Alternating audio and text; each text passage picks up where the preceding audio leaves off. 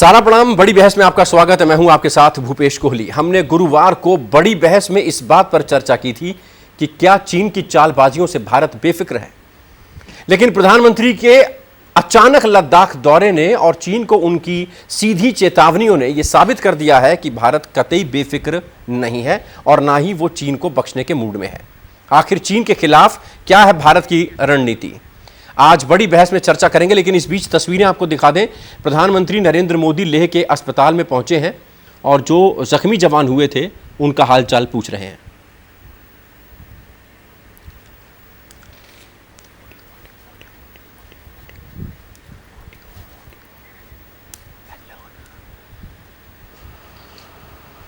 आने वाले लंबे अरसे तक प्रेरणा देता रहेगा। और आज जो विश्व की स्थिति है, वहां जब ये मैसेज जाता है कि भारत के वीर जवान ये पराक्रम दिखाते हैं, ऐसी शक्तियों और शक्तियों के सामने दिखाते हैं, तब तो दुनिया भी जानने को बड़ा इच्छुक रहती है कि नौजवान है कौन, उनकी ट्रेनिंग क्या है, उनका त्याग कितना ऊंचा है, इनका कमिटमेंट कितना बढ़िया है। आज पूरा विश्व आपके पराक्रम का एनालिसिस कर रहा है। मैं आज सिर्फ और सिर्फ आपको प्रणाम करने आया हूं, आपको छू करके, आपको देख करके एक ऊर्जा लेकर के जाऊंगा, एक प्रेरणा लेकर के जा रहा हूं। और हमारा भारत आत्मनिर्भर बने, दुनिया के किसी भी ताकत के सामने न कभी झुके हैं न कभी झुकेंगे। और ये बात मैं बोल पा रहा हूं आप जैसे वीर पराक्रमी साथियों के कारण। मैं आपको तो प्रणाम करता हूं, आपको जन्म देने वाली आपकी वीर माताओं को भी प्रणाम करता हूं। शत शत नमन करता हूं माताओं को, जिन्होंने आप जैसे वीर योद्धाओं को जन्म दिया है, पाला पोसा है, लालन पालन किया है और देश के लिए दे दिया है।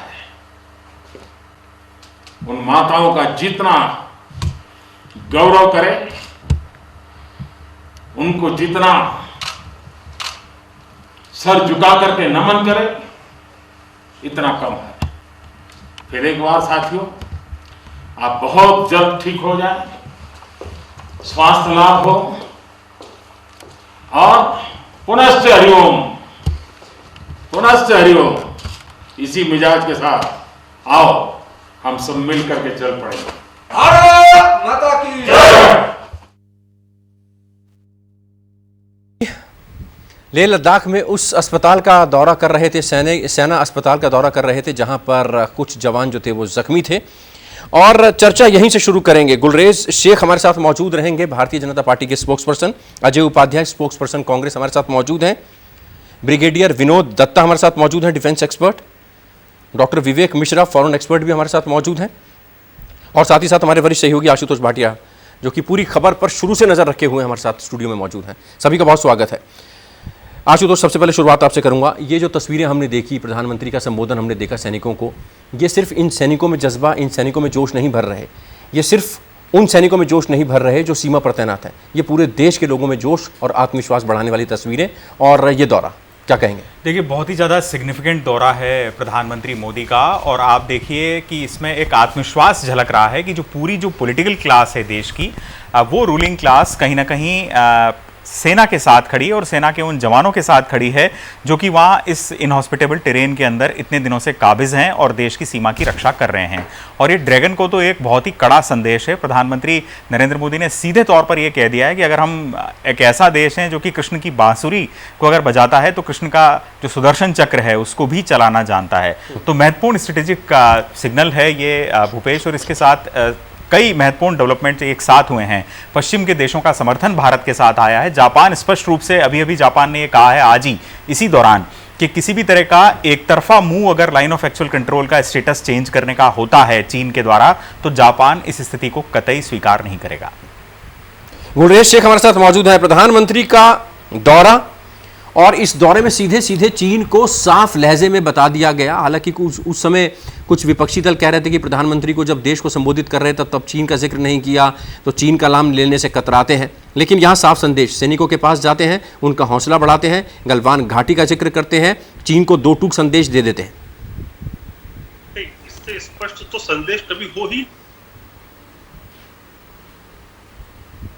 स्पष्ट रूप से अपने हमारे सीमाओं की बात की। उन्होंने लद्दाख को भारत का मस्तक बताया। उन्होंने हमारे सेना के लोगों का हौसला भी बुलंद किया है। तो आवाज आ रही है आपको? आ रही है, बिल्कुल आ रही है जी। उन्होंने हमारे सैनिकों का हौसला बुलंद किया और साथ में एक जो ग्लोबल ऑडियंस है उसको एक मैसेज भी दिया है, और मैसेज ये है कि भारत जो है वो आज के समय पिवट है, जिसके एतराफ दूसरे लोग इकट्ठे हो सकते हैं जो भी चाइना को चेक करना चाहते हैं। ये बहुत बड़ा मैसेज है। देखिए, एक बात आप याद रखिए, जब तक आप अपने आप में एक शक्ति नहीं होंगे और आप ये दृढ़ निश्चय नहीं दिखाएंगे कि हमारी सीमा पर कुछ भी आएगा तो हम जो भी कर सकेंगे करके उसको काउंटर करेंगे, तब तक दुनिया आपके साथ नहीं होती। मैं एक उदाहरण दूंगा कि द्वितीय विश्व युद्ध में अमेरिका इंग्लैंड के साथ, ब्रिटेन के साथ ज्वाइन जब तक नहीं किया था, जब तक ब्रिटेन ने डंकन्स में अपने सहयोगी रहे फ्रांस के ही शिप नहीं डुबा दिए। जब उनको ये लगने लगा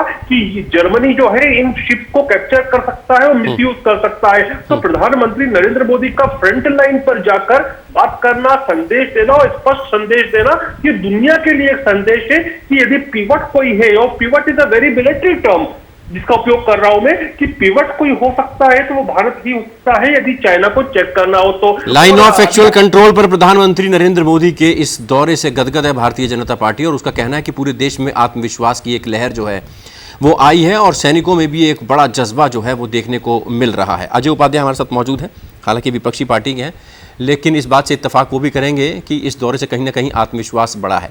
लेकिन अजय, ये कहने की जरूरत क्यों पड़ गई? जब इंदिरा गांधी गई थी लेह तो पाकिस्तान के दो टुकड़े हो गए थे। अब देखते हैं क्या कहते हैं। देखिए भूपेश जी, आपने एक बात कही है कि आगे सरकार की क्या रणनीति होगी ये देश देखना चाहता है, आपने अपने शुरुआती लाइन में जी। और आज भी वही प्रश्न है कि प्रधानमंत्री जी का जाना बहुत अच्छा है, सेना को उत्साहित करना बहुत अच्छा है, पूरा देश का ये मनोबल बढ़े ये भी बहुत अच्छा है और होना भी चाहिए। और हम सभी लोग साथ हैं इन सब मुद्दों पर, जिसमें सेना के साथ लगातार सबके सब है। सेना की पराक्रम पर, उनके पूरी चीजों पर हम साथ हैं। लेकिन प्रश्न फिर वही आता है कि विकासवाद की चाहे जितनी लंबी मिथ्या भाषण और हम अवधारणा दे दें, विस्तारवाद की जितनी ऐतिहासिक बातें कर लें, तो सबको पता है देश में बात यह है कि गलवान घाटी में PP-14 पर जहां हमारे 20 सैनिक शहीद हुए, उस पर फिर से इमारत टेंट कैसे चाइना ने बना लिया, उसको कैसे हम मुक्त करेंगे। बात फिर वही है कि फिंगर 4 से 8 तक जो पेट्रोलिंग हमारी होती रही है LAC पर, अब फिंगर 4 पर उसने अपना कहीं ना कहीं पॉइंट बना लिया है, वहां पे उसका कब्जा हो गया है।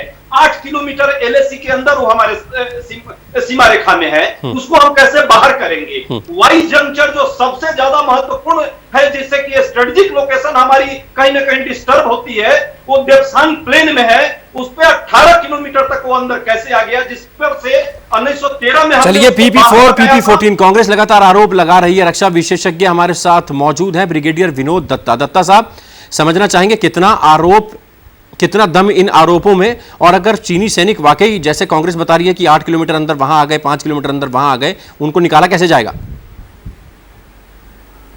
देखिए, जो जिस देवसांग बल्ज की ये बात कर रहे हैं वो 2013 के दौरान हुआ था, जब चीनी सेना काफी अंदर आ चुकी थी। लेकिन अभी के जो इंट्रूजन्स हुए हैं इसमें कोई बहुत ज्यादा चीनी सेना अंदर नहीं आई है। लेकिन जो सबसे चिंता का विषय है वो पैगांगसो लेक का है, जहां पर फिंगर 4 से फिंगर 8 तक चीनी सेना ने कब्जा कर लिया है। और जो देवसांग बल्ज है वहां भी अभी हमारी जो प्रेजेंस है वो बहुत अच्छी है, और हमारी बख्तरबंद गाड़ियां भी वहां मूव कर दी गई हैं। तो तो देप्सांग बल्ज में जो वाई जंक्शन है वहां तक हमारी पेट्रोल अभी भी जा रही है। तो चीनी सेना का कोई इतना बहुत ज्यादा इंट्रूजन नहीं है, लेकिन हाँ जिन जिन जगहों पे वो बैठा है वो थोड़ी सी सामरिक दृष्टि से काफी इंपॉर्टेंट और सिक्योरिटी पॉइंट ऑफ व्यू से काफी अहम। टेक्निकली आपसे ये भी समझने की कोशिश करेंगे ब्रिगेडियर साहब, टेक्निकली आपसे ये भी समझने की कोशिश करेंगे कि जो दोनों स्तरों पर बातचीत चल रही है मिलिट्री लेवल पर, आर्मी लेवल पर, वो कितनी संतोषजनक है और क्या लगता है कि चीन जितना हम चाह रहे हैं उतना पीछे जा पाएगा, ये समझने की कोशिश करेंगे। लेकिन इस बीच विवेक मिश्रा हमारे साथ मौजूद हैं। विवेक, विस्तारवाद का युग खत्म हो चुका है, विकासवाद का युग है। सीधे सीधे चीन को समझा दिया गया है कि अपनी हद में रहे, हमारी तैयारी, आप हमको उतना कमजोर मत समझिए, सीधे सीधे संदेश। ये एक पॉलिटिकल सिग्नलिंग और स्ट्रेटेजिक सिग्नलिंग दोनों है। यहाँ पे सीधा बोल दिया गया है कि दो लेवल पे एंगेजमेंट हो रहा है, एक तो इंटरनेशनली, और आप मेरे पूर्व वक्ता ने बताया आपको कि इंटरनेशनल एंगेजमेंट शुरू हो चुका है। सो 4 country specially US, Germany, France और जापान, इनको हमारे राजदूतों ने ब्रीफ कर दिया है। और ये ब्रीफिंग तभी होती है जब आप अंतर्राष्ट्रीय एक्शन के लिए तैयार हैं।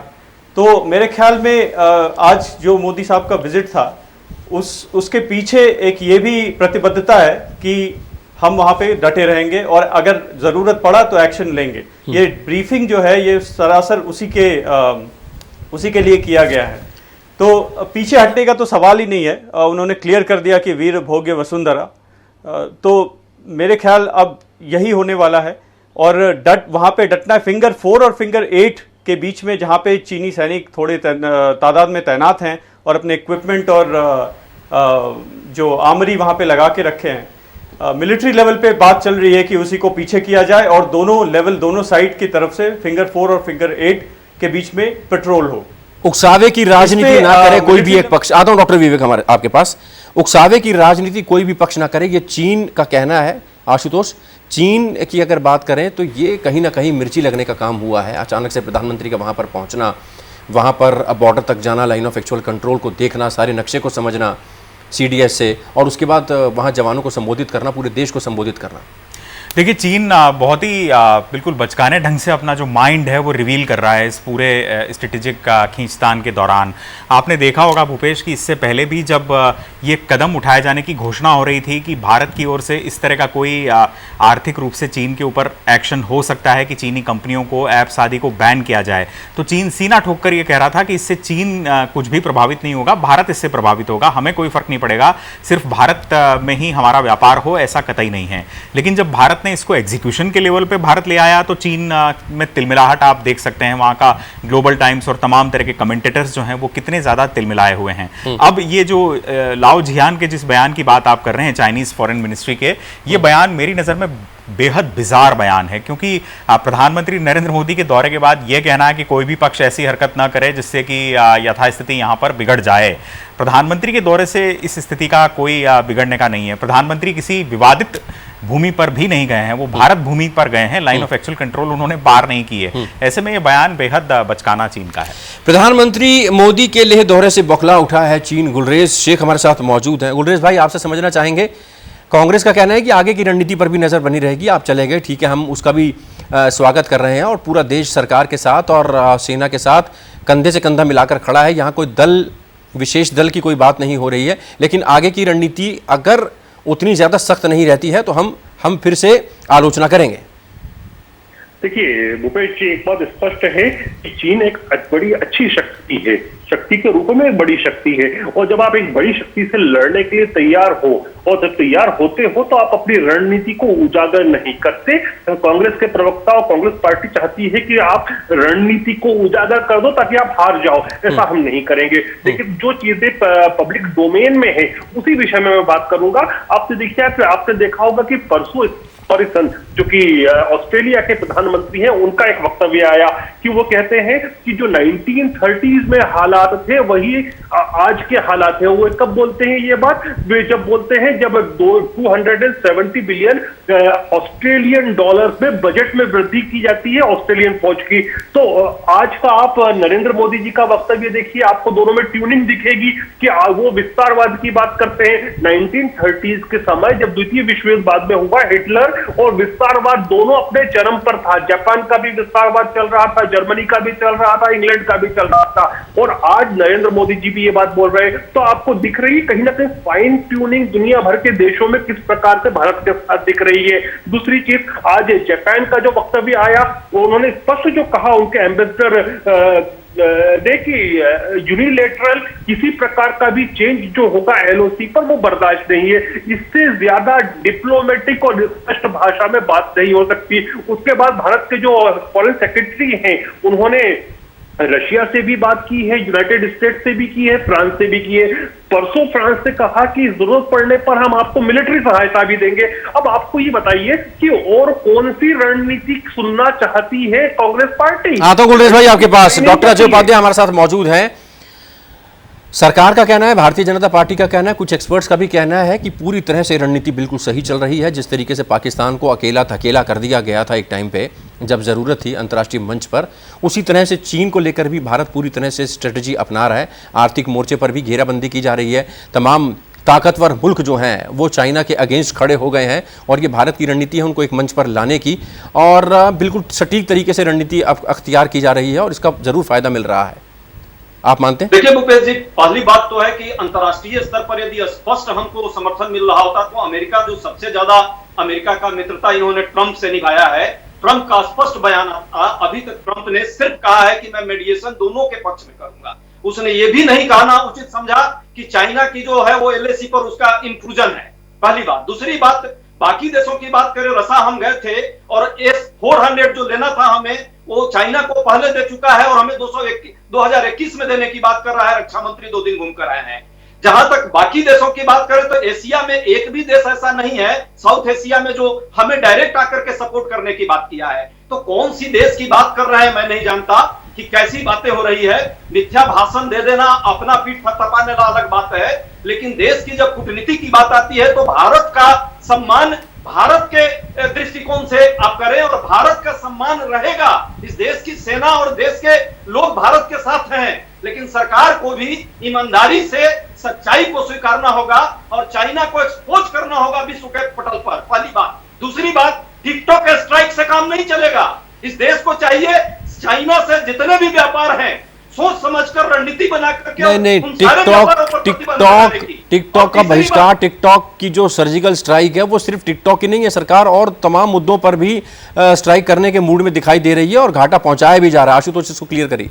देखिए, जो प्रधानमंत्री नरेंद्र मोदी ने या कहें सरकार ने जो 59 चाइनीज ऐप्स पर जो बैन लगाया है, ये अपने आप में इन ऐप्स पर बैन महत्वपूर्ण है ही भारत के दृष्टिकोण से तो, लेकिन अपने आप में ये एक किस्म की वैश्विक श्रृंखला की शुरुआत कर सकता है जिसमें बहुत सारे ऐसे दूसरे देश इंस्पायर हो सकते हैं और सामने आ सकते हैं जो कि चाइनीज कंपनियों को बैन करें। आपने देखा कि हुआवे के खिलाफ और ZTE के खिलाफ अमेरिका में एक्शन हुआ और कुछ और एक्शंस अब अनाउंस किए जाने वाले हैं। तो यह आर्थिक बहिष्कार की मुहिम सिर्फ प्रधानमंत्री नरेंद्र मोदी की तरह रहेगी या प्रधानमंत्री नरेंद्र मोदी ही चाइनीज ट्विटर वीबो को छोड़ेंगे, ऐसा नहीं है। अन्य देश भी ऐसे कदम उठा सकते हैं क्योंकि चीन की जो दादागिरी है और विस्तारवादी नीतियां हैं, ऐसे तमाम सारे देश हैं जिनके आर्थिक और राजनीतिक हित चीन की वजह से प्रभावित हुए हैं। ब्रिगेडियर विनोद दत्ता साहब, आपके पास आना चाहूंगा इसी बात को लेकर। क्या लगता है कि शी जिनपिंग का भी दौरा होगा लाइन ऑफ एक्चुअल कंट्रोल पर? चाइना किस तरीके से अब अपने सैनिकों को मोटिवेट करेगा? और दूसरा ये, क्या कहीं आप स्मॉल वॉर देखते हैं? देखिए, ऐसा है कि शी जिनपिंग तो आएंगे नहीं बॉर्डर पे, क्योंकि जिस तरह की उनकी सोच है, लेकिन उनके जो पॉलिटिकल एडवाइजर्स हैं, जो मिलिट्री लीडर्स हैं, उनका आगमन ऑलरेडी शुरू हो गया है। दूसरी चीज मैं आपको ये बता देना चाहता हूं कि दोनों ही देश इस स्थिति में नहीं है कि युद्ध हो, और चीन ये जानता है कि चीन भी सक्षम नहीं है भारत के साथ युद्ध करने में, क्योंकि जिस तरह की सामरिक शक्ति हमारी है, जिस तरह की हमारी स्ट्रेटेजिक रीच है, देखिए 3 लेवल पे जो भारत ने त्रिकोणीय हमला किया है, पहला जो टैक्टिकल लेवल या मिलिट्री तौर पे जो मिलिट्री डिप्लोमेसी है उसको आप देखिए, वो सफल रही है। डिप्लोमेटिक चैनल्स पे हमें सफलता मिली है, और स्ट्रेटेजिक लेवल पे भी देखिए आपने पूरे बैनुल अक़वामी तौर पे आपको पूरा सपोर्ट मिला है। जो जापान का आज स्टेटमेंट आया है ये बहुत बड़ा भारी है। अमेरिका के 3 यूएसएस रूजवेल्ट, निमिट्ज और आपके जो 3 बड़े बेड़े हैं वो साउथ चाइना सी में हैं। तो मैं ये चाहता हूं कि जिस तरह की डिजिटल स्ट्राइक की है, 3 स्टेप्स बहुत जरूरी हैं।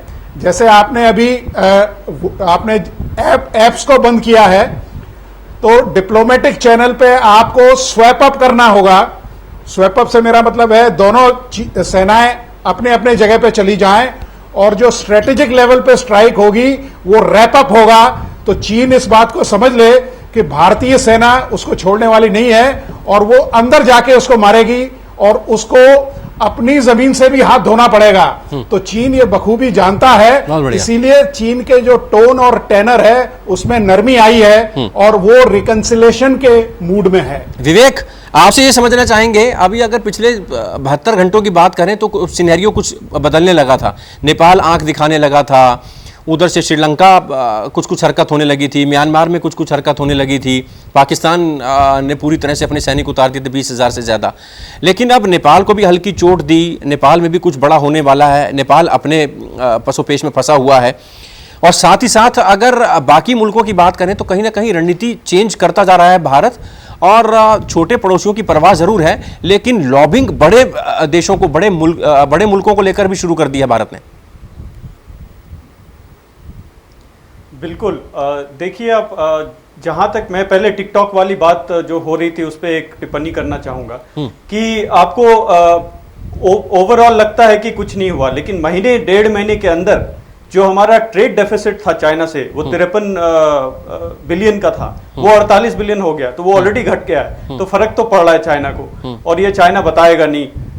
दूसरी बात कि आप अंतर्राष्ट्रीय लेवल पे अगर आप कोऑपरेशन की बात करें तो अमेरिका से आप एक भारत की एक स्वाभिमान भी है, भारत का स्वाभिमान भी है कि वो अमेरिका को आउटरीच नहीं करेगा कि हाँ डायरेक्टली आप मुझे मिलिटरीली हेल्प कीजिए, लेकिन इंफॉर्मेशन गैदरिंग और इंफॉर्मेशन एक्सचेंज चल रहा है। ये मैं आपको बता दूं, पूरे इंडियन ओशन में रिकॉनेसेंस एयरक्राफ्ट चल रहे हैं और इंफॉर्मेशन ली जा रही है और इंफॉर्मेशन एक्सचेंज हो रहा है। गुरुग्राम के हमारे IFC सेंटर में भेजा जाता है और पूरे इंडियन ओशन और इंडो पैसिफिक की इंफॉर्मेशन एक्सचेंज हो रही है भारत और अमेरिका के बीच में। और दूसरा ये भी बात चल रहा है कि अंडमान एंड निकोबार आइलैंड को अगर अमेरिकी शिप के लिए खोला जाए, जो हमने लॉजिस्टिक एग्रीमेंट उनसे साइन कर दी है, उसमें हमारे शिप उनके पास और उनके शिप हमारे आइलैंड्स पे आ सकते हैं। तो डिएगो गार्सिया उनका एक आइलैंड है और हमारा अंडमान आइलैंड है, तो इनके बीच में क्या होगा ये भी देखना जरूरी है।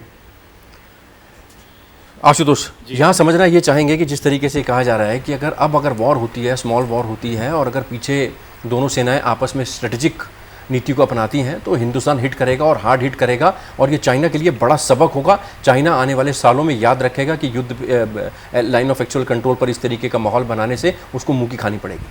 देखिए, बिल्कुल युद्ध के दृष्टिकोण से भी अगर सोचें तो भूपेश, भारत की स्थिति कमज़ोर कतई नहीं है, क्योंकि बहुत सारा ज्योग्राफिकल एडवांटेज भारत के पास है। जो हाइट का एडवांटेज है वो भारत के पास है, एयरफोर्स की स्थिति अच्छी है और नेवी की स्थिति सबसे अच्छी है। मलाइका जो स्ट्रेट है वहाँ पर बहुत छोटा सा दायरा है समुद्र में, जिसको अगर भारतीय नौसेना ब्लॉक कर देती है चीन के लिए तो चीन में तेल की कमी हो जाएगी या वहाँ के उसके जहाज वहाँ से नहीं गुजर पाएंगे। तो बहुत सारी प्रॉब्लम्स युद्ध की स्थिति में भारतीय नौसेना और भारतीय फोर्सेस चीन के लिए खड़ी कर सकती है। लेकिन एक महत्वपूर्ण बात मैं यहाँ पर जरूर कहना चाहूँगा भूपेश, एक डेवलपमेंट हुआ है जो कि काफ़ी अच्छा डेवलपमेंट इसको कहा जा सकता है। वो ये कि ये कहा जा रहा था कि रूस एक ऐसा देश है जो कि चीन और भारत दोनों का मित्र राष्ट्र है और वो अंदर खाने कूटनीतिक स्तर पर मध्यस्थता कर सकता है। अभी रूस का जो दूतावास है, नई दिल्ली स्थित दूतावास है, यानी रशिया इन इंडिया, उसके ट्विटर हैंडल ने एक ट्वीट किया है जिसमें उन्होंने चीन के साथ 1860 में लड़ा हुआ एक जो युद्ध है उसका जिक्र किया है और उसको सेलिब्रेट किया है। ये एक बहुत बड़ा महत्वपूर्ण सिग्नल है। ये जो युद्ध था वो व्लादिवोस्तोक जो शहर है जो कि रूस और चीन की सीमा पर स्थित है, उस वक्त व्लादिवोस्तोक नहीं था, 1860 चीन अपना दावा कर रहा है उस शहर पे। वो चीन के मंचूरियन प्रांत का हिस्सा था उस वक्त, और उस युद्ध में रशिया ने उसको जीत लिया था और चीन को एग्रीमेंट साइन करना पड़ा था और उस पीस ऑफ लैंड को रूस को देना पड़ा था। उस पीस ऑफ लैंड के 120 साल पूरे होने पर जो भारत में जो ट्विटर हैंडल है रूस का, वो एक वीडियो बनाता है विशेष रूप से और ये कहता है कि ये हमारा व्लादिवोस्तोक शहर है। ये स्ट्रेटेजिक सिग्नलिंग काफी भारत के पक्ष में मजबूत मानी जा सकती है और इस पर चीन में बहुत जबरदस्त विरोध हुआ है। वहां की सोशल मीडिया में तहलका मच गया है कि रूस ये किस तरह की हरकत कर रहा है, क्योंकि वो बहुत ही ह्यूमिलिएशन का पॉइंट चीन की युद्धों में सबसे जो करारी हारों में से एक वो हार मानी जाती है। चलिए आशुतोष, काफी अहम जानकारी आपसे मिली। गुलरेज शेख भाई बहुत बहुत शुक्रिया आपका, अजय उपाध्याय साहब आपका भी शुक्रिया, विनोद दत्ता साहब आपका भी शुक्रिया, विवेक मिश्रा जी आपका भी बहुत बहुत शुक्रिया। तो जर्रे जर्रे कंकर कंकर में भारतीय सैनिकों के शौर्य की दास्तान है। प्रधानमंत्री नरेंद्र मोदी ने ये बात कही और जोर शोर से कही। चीन अचानक से बौखला उठा है प्रधानमंत्री नरेंद्र मोदी के इस दौरे से। आगे क्या रणनीति अख्तियार कर रहा है भारत और चीन पर किस तरीके से नज़र है, पड़ोसी बाकी मुल्कों पर किस तरीके से नज़र है, ये भी हम आपको अपडेट करते हैं। लेकिन फिलहाल आज बड़ी बहस में इतना ही दीजिए इजाज़त। ब्रेक के बाद खबरों का सिलसिला जारी रहेगा। आप चलते रहिए सहारा न्यूज़ नेटवर्क के साथ। सहारा।